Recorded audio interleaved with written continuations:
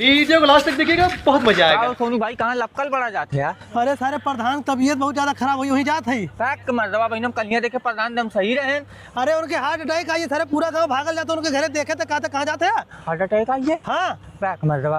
अरे सारे पागल है, जिंगना हम झूठ बोले वहीं भागल जाते क्या कर जाते हम। चला हम चल भाई को मर्दवा प्रधान का अचानक का हुई है। अरे सारे बहन तो के बताया हार्ट अटैक हुई, कहते का होगी बा। तब हम कहती कलियां मोर सतवा घूमत रहे हुई को तो लोन कहाँ जाते हैं।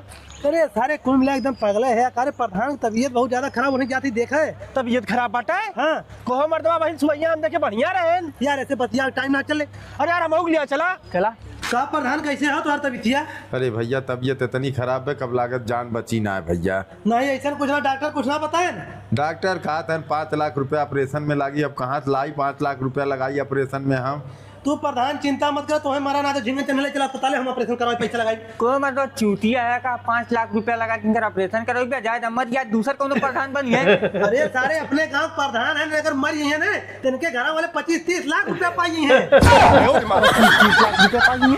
सारे घर वाले परेशान है, 5 लाख वाले हमारे लग गए। चलो चल रहे बताओ। अरे सारे